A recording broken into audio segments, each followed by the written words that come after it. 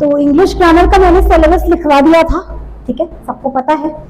UP board का English grammar का syllabus बहुत अच्छा है, पढ़ने के लिए बहुत जरूरी है, बहुत बेसिक सी चीजें हैं जो कॉम्पिटिटिव एग्जाम्स में भी यूज होती हैं, ठीक है। तो मैंने उन्हीं को ध्यान में रख करके अपना सिलेबस बनाया है कि मैं आपको इस साल क्या क्या पढ़ाऊंगी, ठीक है। जिसमें से सबसे पहले आ जाओ, यहीं से शुरू करते हैं। मैंने बोला भी था क्लास में कि मैं मोडाल्स पढ़ाऊंगी, ठीक है, क्यों पढ़ाऊंगी अभी बताऊंगी, ठीक है। आ जाओ। तो आज का टॉपिक है क्या? मोडाल्स। मॉडल नहीं बोलेगा कोई, मोडाल्स। क्या होते हैं ये मोडाल्स, कैसे इनको यूज किया जाता है, कहां कहां पर इनका यूज होता है। सबसे पहले देखो, जब आप कोई सेंटेंस बोलते हो, जैसे मान लो आपने कोई सेंटेंस बोला कि someone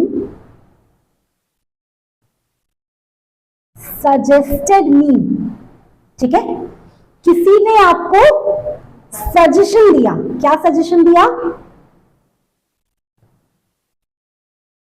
You have to work hard, कि तुम्हें मेहनत करनी पड़ेगी।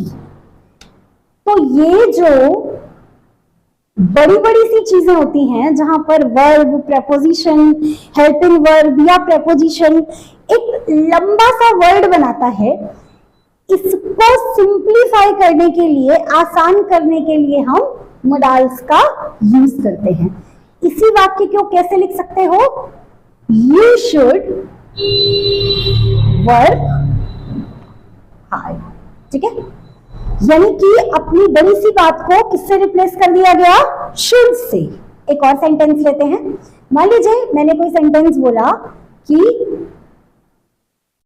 आई am able to speak English, मैं इंग्लिश बोलने में सक्षम हूं।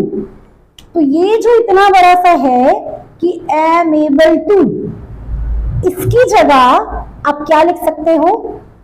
Can, I can speak English, ठीक है। तो ऐसे ही आपके लंबे लंबे सेंटेंसेस को इजी बनाने के लिए हम मोडाल्स का यूज करते हैं। मोडाल्स भी एक तरह के वर्ब होते हैं जो वर्ब, मेन वर्ब या हेल्पिंग वर्ब और उनकी प्रेपोजिशन को रिप्लेस करके यूज किए जाते हैं। इनका काम होता है कि ये एक शब्द में, ठीक है, ये एक शब्द में सेंटेंस का भाव, वो क्या कहना चाह रहा है, सेंटेंस की फीलिंग को बता देता है, ठीक है। कहीं पर शुड आया तो आप तुरंत समझ जाओगे कि वहां पर किसी को एडवाइस किया जा रहा है। कहीं पर कैन आया, आप तुरंत समझ जाओगे किसी की एबिलिटी की बात हो रही है, उसकी सक्षमता की बात हो रही है, ठीक है। तो यानी कि ऐसे जो वर्ड्स जो एक शब्द में सेंटेंस की फीलिंग्स को बता दे, उन्हें हम क्या कहते हैं? मोडाल वर्ब्स कहते हैं। कितने होते हैं ये? 10। कौन कौन से होते हैं ये? चलो लिख लेते हैं। Can, could, may, might, shall, should, will, would, ought to and must। इनकी काउंटिंग 10 होती है, ठीक है। कितने होते हैं ये? 10। इन्हीं के बारे में एक एक करके डिटेल में हम पढ़ेंगे आज की इस क्लास में, ठीक है। तो आगे बढ़े। सबसे पहले हम पढ़ेंगे किसके बारे में? कैन के बारे में, ठीक है। कैन 2 तरीके से यूज होता है। कहां कहां? पहले किसी चीज की एबिलिटी को बताने के लिए, एबिलिटी यानी उसकी ताकत, उसकी सक्षमता, वो कितना सक्षम है, कितना काबिल है, यानी उसकी कैपेसिटी क्या है। इंग्लिश में अगर मैं बोलना चाहूं उसकी कैपेसिटी क्या है। दूसरा यूज होता है परमिशन, ठीक है, पहला होता है एबिलिटी के लिए और दूसरा यूज होता है परमिशन के लिए। यानी कि किसी व्यक्ति की को अगर हमें परमिशन देना हो तो चलिए एक एक करके पढ़ते हैं। सबसे पहले किसके बारे में पढ़ेंगे हम? एबिलिटी के बारे में। देखो, मोडाल वर्ब वैसे तो एक चीज जान लो, मोडाल वर्ब वैसे तो क्या क्या बताता है? एबिलिटी बताता है, ठीक है, परमिशन बताता है और सजेशन बताता है। किसी ने कुछ सजेस्ट किया, ठीक है, सजेशन बताता है। ऑब्लिगेशन बताता है। ऑब्लिगेशन का क्या मतलब है? ऑब्लिगेशन का क्या मतलब है? दायित्व। आपका जीवन में क्या दायित्व है, ठीक है, जिसे हम ought to से रिप्रेजेंट करते हैं, ठीक है। तो ऑब्लिगेशन का मतलब होता है दायित्व। और नेसेसिटी बताता है, ठीक है, और इसके अलावा पॉसिबिलिटी बताता है, ठीक है। ये सभी फीलिंग्स क्या? हाँ, ब्लेसिंग्स, यस, मे के लिए अभी हम पढ़ने वाले हैं। विशेस, वेरी गुड, विशेस या ब्लेसिंग्स, ये सभी कौन बताता है? ये जितने भी आप मोडाल्स पढ़ोगे ये सभी इनके बारे में, इन फीलिंग्स के बारे में एक एक करके बताता है, ठीक है। तो अभी हम बात कर रहे हैं कैन की। कैन में सबसे पहले किसकी बात करेंगे? एबिलिटी की। क्या? आपकी सक्षमता क्या है, आपकी काबिलियत क्या है, आपकी ताकत क्या है, ठीक है। आ जाओ, पहला एग्जांपल देखते हैं। आई कैन डू दिस, मैं ये कर सकती हूं या मैं ये कर सकता हूं। यहां पर कैन क्या बता रहा है? I am able to do this, मैं ये काम करने में सक्षम हूं। तो वो एक शब्द कौन रिप्लेस कर दे रहा है? Can. She can speak well, वो अच्छा बात कर लेती है, यानी वो अच्छे से बोल सकती है। ये क्या है? उसकी काबिलियत है, वो बहुत अच्छे से बात करती है, यानी बात करने की जो खूबी है वो क्या है? कैन। क्या बता रहा है? कैन। चलो आ जाओ आगे। तीसरा, कोई और एग्जांपल?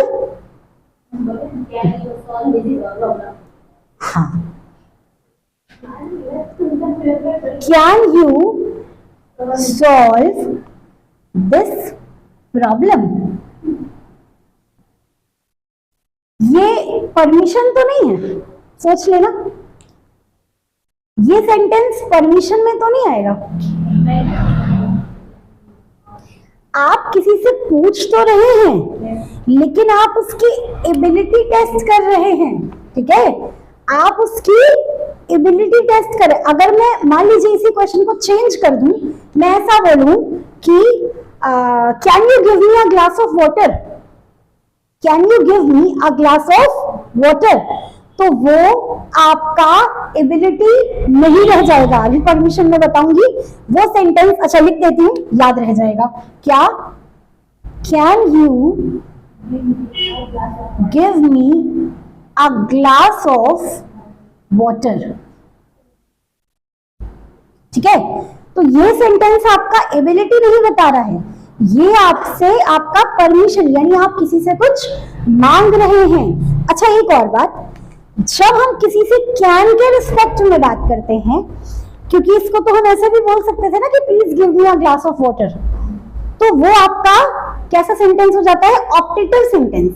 वहां पर सामने वाला आपको पानी देने पर बाध्य है, क्योंकि आप उसको ऑर्डर दे रहे हैं या आप उससे रिक्वेस्ट कर रहे हैं, उससे परमिशन नहीं ले रहे उसकी, ठीक है।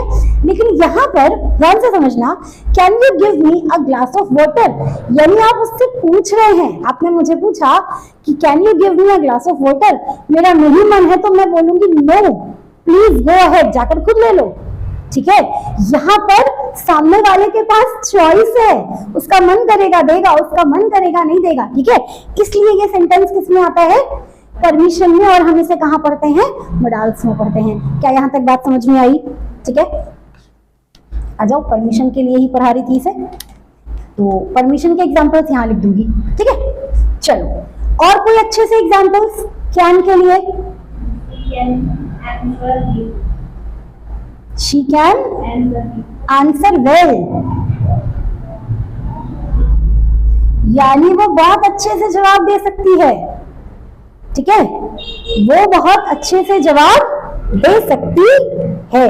और कोई अच्छा सा एग्जांपल?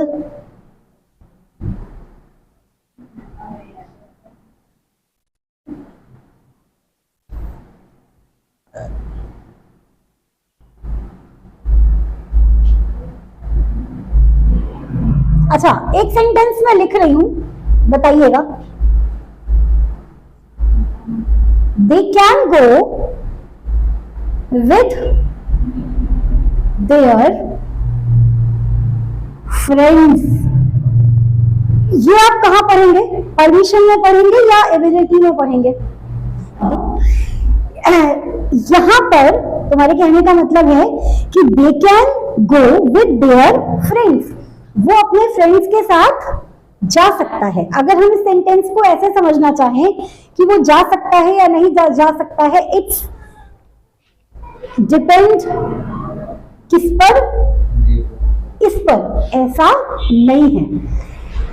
जब हम परमिशन की बात करते हैं कैन के लिए, तो परमिशन लेना और परमिशन देना, यानी गिव एंड टेक, दोनों के रिस्पेक्ट में परमिशन की ही बात आती है। अब जरा इस सेंटेंस को समझना कि they can go with their friends, यानी वो परमिशन मांग नहीं रहा है, उसे परमिशन दी जा रही है। क्या हो रहा है? परमिशन दी जा रही है। क्या परमिशन दी जा रही है? कि भाई ठीक है, तुम अपने दोस्तों के साथ, या ठीक है वो सब अपने दोस्तों के साथ जा सकते हैं। यहां पर जो ये सेंटेंस नरेट कर रहा है वो परमिशन देने का काम कर रहा है, इसलिए यहां पर कैन का यूज हुआ है। अगर पॉसिबिलिटी होती तो हम कैन का यूज नहीं करते, क्योंकि पॉसिबिलिटी के लिए हम यूज करते हैं कुड, मे और माइट। ठीक है, अभी आगे पढ़ाऊंगी। पॉसिबिलिटी के लिए हम यूज करते हैं कुड, मे और माइट। परमिशन के लिए सिर्फ और सिर्फ कैन का यूज ऐसा नहीं है, आगे भी परमिशन के लिए और भी मोडाल्स है जो यूज होते हैं, लेकिन कैन परमिशन के लिए और एबिलिटी या कैपेसिटी बताने के लिए यूज होता है। आई गेस ये सेंटेंस क्लियर हो गया? कोई दिक्कत? समझ में आ गया? चलो एक और सेंटेंस लिखते हैं।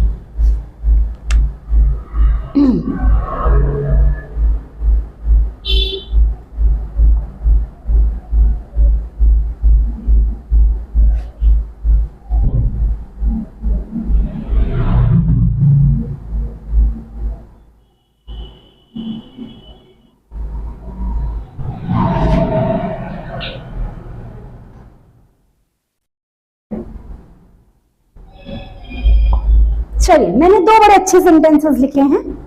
ठीक है, एक सेंटेंस नंबरिंग कैसे करूं भाई?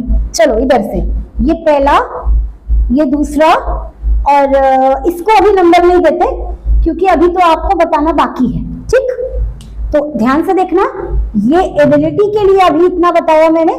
ठीक है, इधर से जो सेंटेंस लिखा है ये परमिशन के लिए लिखा है। ठीक है, आ जाओ। क्या सेंटेंस क्या है? Can you go from here, क्या तुम यहां से जा सकते हो? यानी कोई किसी को बहुत पका रहा है, थका रहा है, तो बोलेंगे ना भाई प्लीज यहां से जा सकते हो क्या?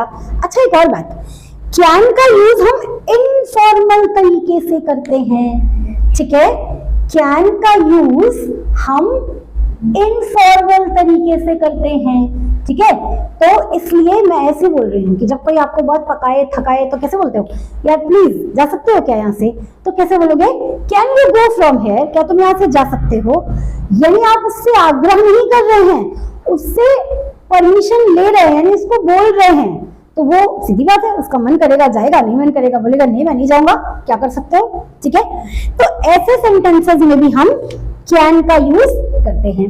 उसी के नीचे देखो, मैंने ठीक नीचे लिखा है, तो यानी ये थर्ड हो गया आपका, किसके लिए? परमिशन के लिए। आ जाओ, लास्ट है, यू कैन गो नाउ, अब तुम यहां से जा सकते हो। तो यहां पर क्या हो रहा है? सेम परमिशन आपको दी जा रही है। यानी कि जो सेंटेंस बोल रहा है वो कह रहा है, जाने के लिए परमिशन दे रहा है, बोल रहा है कि भाई जाओ यहां से, ठीक है, आप लोग यहां से जा सकते हो। क्या मेरी बात समझ में आई? अच्छा, पॉसिबिलिटी को इससे रिलेट करके मत पढ़ना, क्योंकि पॉसिबिलिटी के लिए अभी और भी अच्छे अच्छे सेंटेंसेस आगे बताऊंगी, ठीक है, ठीक है, कोई प्रॉब्लम, दुख, दर्द, तकलीफ नहीं है। आ जाओ एक बार क्विक रिवीजन लेते हैं। कैन यूज होता है एबिलिटी के लिए। एबिलिटी के लिए मैंने 3-4 एग्जांपल्स दिए आपको कि आई कैन स्पीक इंग्लिश, और भी सेंटेंस ले लो, I can do well, she can answer well, है ना, he can jump very, he can run very fast, ठीक है, एक्सेट्रा एक्सेट्रा, बहुत सारे। आ जाओ, उसके बाद अगला मैंने बताया कि परमिशन के लिए यूज होता है। परमिशन के लिए कैसे? जब आप किसी को परमिशन ले रहे हैं या किसी से परमिशन ले रहे हैं या किसी को परमिशन दे रहे हैं, किसी से कह रहे हैं, जब सामने वाले के पास पॉसिबिलिटी रहे कि वो आपको हाँ या ना में आंसर कर सके, ठीक है, जैसे कि can you give me a glass of water, क्या तुम मुझे एक गिलास पानी दे सकते हो, एक्सेट्रा। यहाँ पे और भी सेंटेंसेस हैं। They can go with their friends, यहाँ पे परमिशन दी जा रही है। Can you go from here, क्या तुम यहाँ से जा सकते हो, ठीक है, you can go now, please तुम यहाँ से अब जाओ, ठीक है।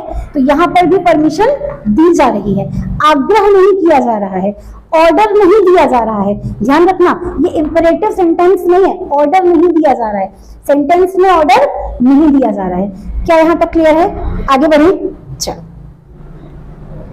अगला वर्ड है मे।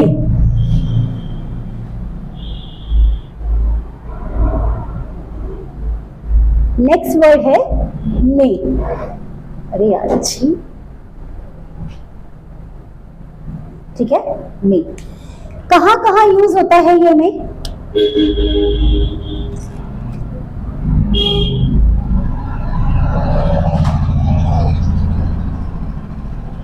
सबसे पहले परमिशन, सेकंड पॉसिबिलिटी, और थर्ड किसी को ब्लेसिंग देते हैं जब आप, या फिर विशेस देते हैं,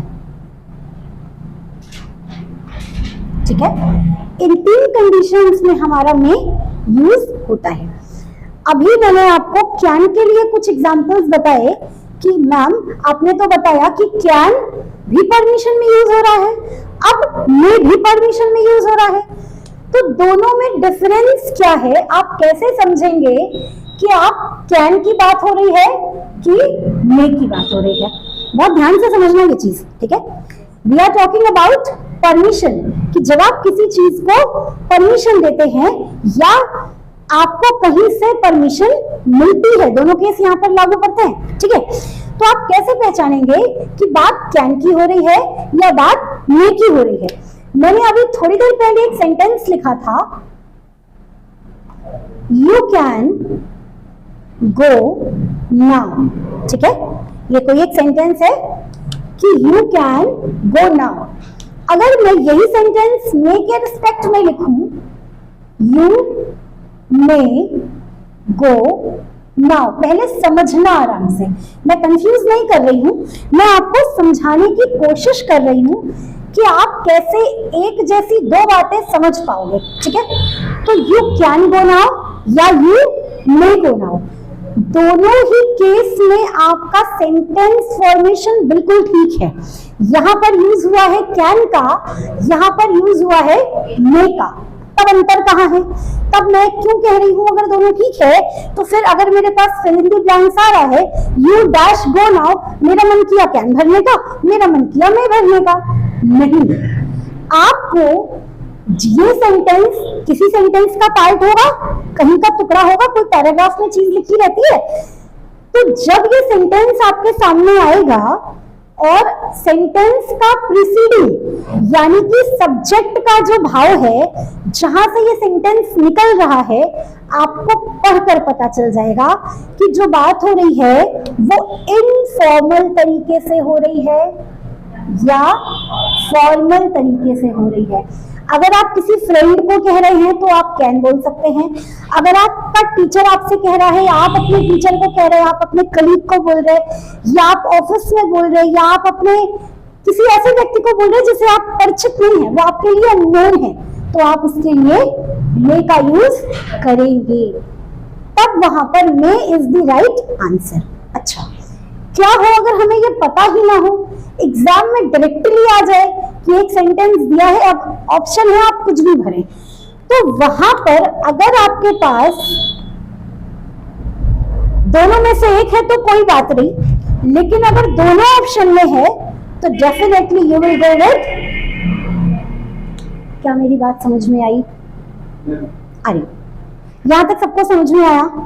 ठीक है, चलिए आगे बढ़ते हैं। तो कैन और मे में इस तरह के डिफरेंस होते हैं जब हम परमिशन की बात कर रहे हैं, ठीक है, क्योंकि हम बात कर रहे हैं परमिशन की, तो आइए मे के और कुछ एग्जांपल्स लेते हैं। चलिए,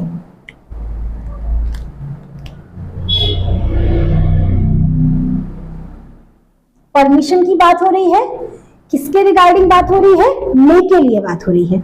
जैसे एक बड़ा कॉमन सा सेंटेंस है जो हम बचपन से बोल के बड़े हुए हैं, क्या? मे आई कम इन, मे आई कम इन। ये सेंटेंस हम हमेशा बोलते हैं, और अरे मेरा बच्चा सर को बोलना थैंक यू, सर का कहा है, सर आ रहे हैं क्या? ये सर को बोलो थैंक यू, ये सब सर ही कर सकते हैं, मेरा वीडियो खराब, ठीक है। तो क्या? मे आई कम इन। एक और बड़ा कॉमन सा एग्जांपल जो हम अधिकतर सुनते हैं, कहाँ सुनते हैं?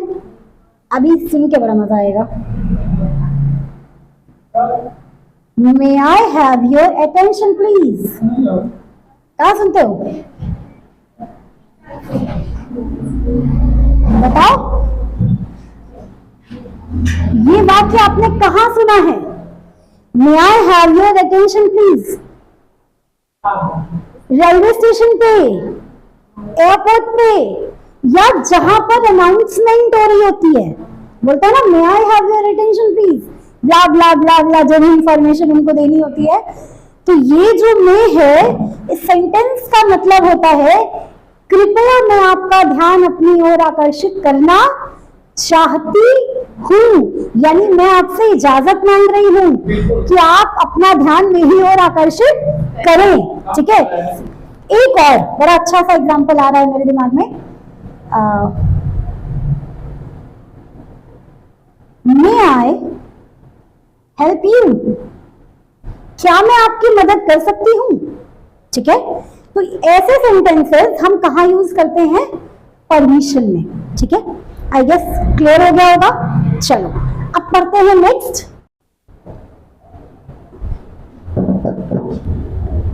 देखिए, पॉसिबिलिटी का जो स्ट्रक्चर होता है, इसका भाव ये होता है, इस सेंटेंस की फीलिंग ये होती है कि हो सकता है,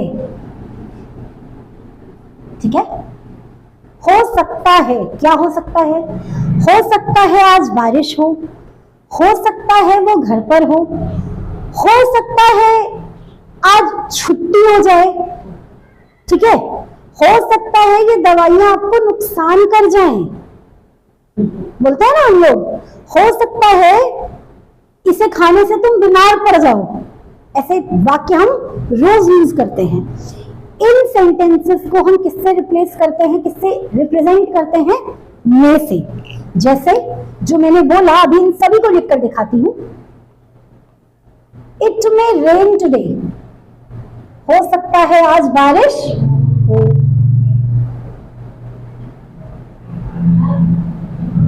हाँ बेटा, अच्छा क्या बताओ, बोलो, ये तो बोलिए मैम।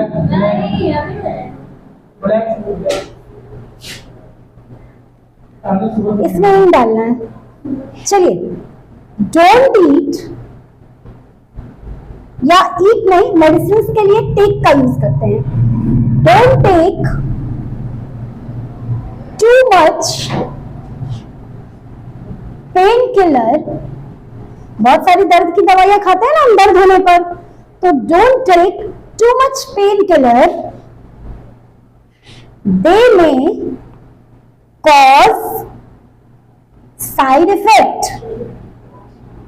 इसका क्या मतलब कि जरूरत से ज्यादा पेन किलर मत लीजिए, हो सकता है ये दवाइयां आपको नुकसान करें या अपना दुष्प्रभाव दिखाएं। ठीक है, तो यहां पर हमने किसका यूज किया?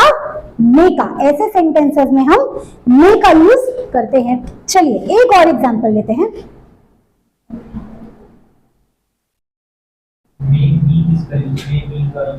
हाँ, अभी बता रही हूँ। Kids may be afraid of with these images। ठीक है, हो सकता है बच्चे इन पिक्चर से डर जाएं। ठीक है, तो जब ऐसे वाक्य आते हैं तो हम यहां पर मे बी का यूज करते हैं। अच्छा, मे और मे बी में क्या डिफरेंस है? मे और मे बी में क्या डिफरेंस है? मे बी हम उन एक्शंस के लिए लगाते हैं जो एक्शन अभी हुई नहीं है, जिसकी संभावना है हो सकती है। मे हम उन एक्शंस के लिए लगाते हैं जो ऑलरेडी कोई एक्शन हो रहा है, जिसके लिए आप प्रिडिक्शन कर रहे हो। ठीक है, कि ऑलरेडी आसमान में बादल जब घिरेंगे तब आप बोलेंगे कि बारिश होगी। ठीक है, आप मेडिसिन खा रहे हैं तब कोई आपको बोलेगा कि मत खाओ, नुकसान करेगी। बच्चों ने अभी पिक्चर देखी नहीं है, उनके पेरेंट्स कंसर्न दिखा रहे हैं, उनके टीचर्स कंसर्न दिखा रहे हैं कि हो सकता है बच्चे डर जाएं। तो फीलिंग्स को पकड़ना, जब हम जो एक्शन है वो हुई नहीं है, आपने सिर्फ प्रिडिक्ट किया है, अनुमान लगाया है, संभावना जताई है, तब हम मे बी का यूज करते हैं। जब सेंटेंस का एक्शन ऑलरेडी हो चुका है, यानी जो आगे वाला सेंटेंस है वो पीछे वाले पर डिपेंड है, तब हम मे का यूज करते हैं। ठीक है, क्या मेरी बात समझ में आई? एकदम अच्छे से आई। ये मे और मे भी अभी आपको आगे कुड में भी देखने के लिए मिलेगा, वहां पर आपको मेरी ये बात और भी ज्यादा अच्छे से क्लियर होगी। ठीक है, तो नोट डाउन करें, आगे बढ़ते हैं। आइए बात करते हैं अब ब्लेसिंग्स या विशेस की। सबसे आसान है ये भाई। ठीक है, blessings, may God bless you, may you live long. ठीक है, ऐसे sentences, may God bless you, इसमें कौन सा मार्क आता है? पंक्चुएशन, ये वाला पंक्चुएशन आता है। ठीक है, एक्सक्लामेटरी का। ठीक है, मे यू लिव लॉन्ग,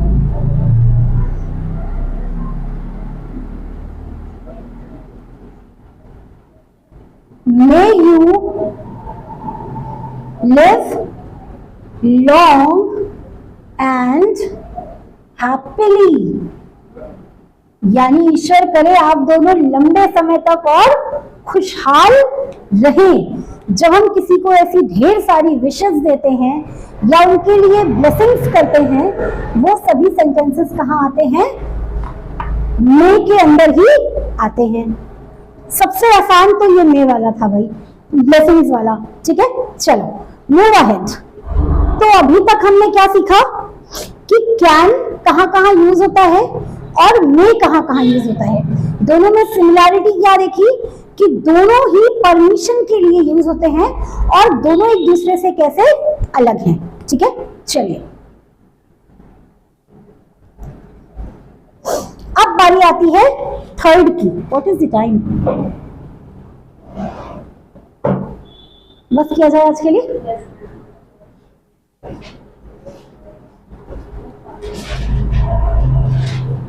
तो आज के लिए बस इतना ही। ठीक है।